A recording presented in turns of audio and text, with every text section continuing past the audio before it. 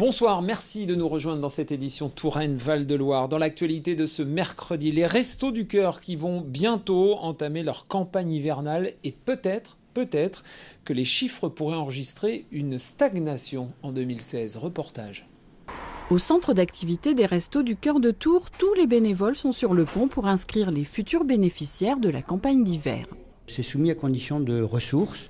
Donc on demande aux futurs bénéficiaires de nous apporter des justificatifs de ressources, de domicile et à l'aide de ces documents et des barèmes des Restos du Cœur, on établit une carte pour qu'ils puissent bénéficier de l'aide alimentaire.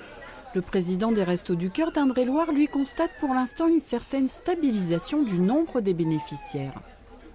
Sur la campagne d'hiver précédente, donc 2014-2015, c'était à peu près 6400 personnes accueillies pour l'aide alimentaire, plus 400 bébés. Et sur la période d'été, dans notre campagne, c'était quand même 4200 personnes et pas loin de 200 bébés. Les 500 et quelques bénévoles sont sur le pont toute l'année. Côté bénéficiaires, jeunes, familles monoparentales, travailleurs précaires, retraités ou étudiants, personne n'est épargné. Moi, j'ai la chance d'avoir mes grands-parents qui m'aident, une tante aussi. Heureusement qu'ils sont là parce que je ne sais pas comment je ferais. C'est eux qui m'ont dit que les Restos du Cœur existaient, que moi aussi j'y avais le droit. Et donc je suis bien contente d'y avoir le droit toutes les semaines, d'avoir mon colis. Tout le monde est gentil, c'est agréable de venir. Est-ce que c'est une démarche difficile à faire quand même pour vous ? Oui. Au début, c'était très très dur psychologiquement parce que faut accepter d'avoir besoin d'aide en fait. Comme l'an dernier, 1 million de repas devraient être distribués au Restos du Cœur d'Indre-et-Loire. Et puis, conséquence directe des attentats et du climat d'insécurité, ce sont les annulations hôtelières. Les touristes ou la clientèle d'affaires reportent les séjours. Un exemple, en Indre-et-Loire, plusieurs centaines de nuitées ont déjà été annulées depuis ce week-end. Selon l'association Touraine Hôtel, la confiance devrait être longue à revenir. Écoutez.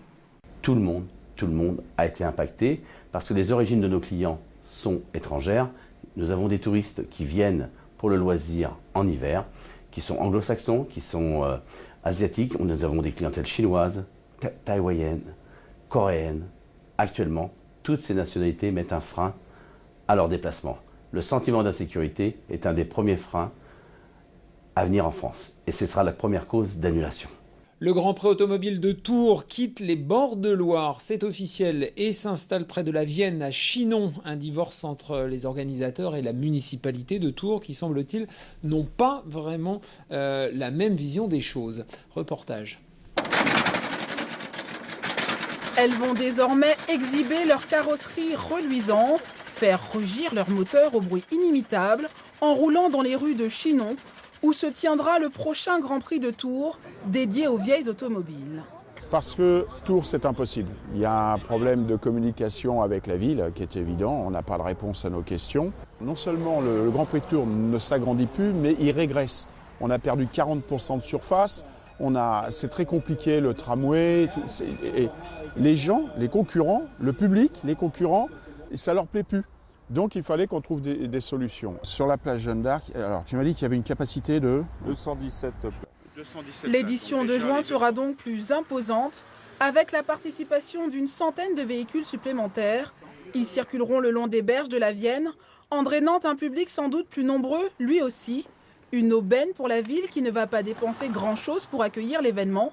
Elle ne versera pas la subvention allouée d'ordinaire par la ville de Tours aux organisateurs. La ville de Chinon, comme vous le savez, n'a pas les moyens de pouvoir apporter ne serait-ce que 10 ou 15 000 euros. Nous ne pouvons pas le faire. Mais indirectement, nous apporterons un soutien logistique.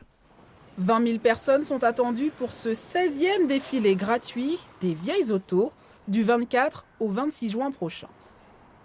Un mot de football maintenant, et de Coupe de France plus exactement, pour vous dire que pour le 8e tour, le tirage est plutôt clément pour Tours qui affrontera Libourne. C'est un club de division d'honneur. Le match est prévu le 5 décembre prochain. Si vous aimez l'esprit Charlie, vous avez peut-être aimé celui du Petit Rouge de Touraine. C'était dans les années 70, un journal militant auquel une exposition est consacrée en ce moment à la Riche. Et une version va même renaître. Regardez. Au moment de la création de Libération par Jean-Paul Sartre en 1973, le quotidien parisien envisage de développer des antennes régionales. C'est ainsi que naît Libé 37 à Tours, mais l'aventure sera éphémère. Ça s'est arrêté au bout de 4 numéros et on a reconstitué l'équipe quelques mois plus tard pour là partir sur un projet qui avait un nom différent, qui était totalement indépendant, qui n'était plus du tout cette fois-ci affilié à Libé. Et donc ça a été Le Petit Rouge de Touraine dont le premier numéro est sorti en novembre 1975. 35 numéros du mensuel vont être publiés entre 1975 et 1979. L'équipe rédactionnelle va s'en donner à cœur joie en cette période où les grandes figures politiques tourangelles s'appellent Michel Debré et Jean Royer. Le message du Petit Rouge à ses lecteurs, si votre journal ne vous plaît plus, faites-en à vous-même. On ne manquait pas d'air à l'époque, on voulait vraiment se poser en contre-pied de la Nouvelle République. On estimait que les médias institutionnels, grosso modo, racontaient des conneries, et que nous, on allait se retrousser les manches et dire des choses qu'on ne pouvait pas dire ailleurs. C'était le début de l'écologie, l'antimilitarisme, le féminisme, et c'est vrai qu'il y avait un besoin de mise en réseau des différentes initiatives qui existaient, là au niveau local. Ça a été un petit peu la fonction du Petit Rouge de Touraine, quoi. L'exposition se poursuit jusqu'au 19 décembre à la médiathèque de la Riche et les anciens du Petit Rouge reprennent du service en préparant un numéro exceptionnel. Ouverte à tous, les conférences de rédaction sont organisées tous les vendredis en fin d'après-midi. C'est la fin de cette édition. L'info continue sur la 3. Excellente soirée.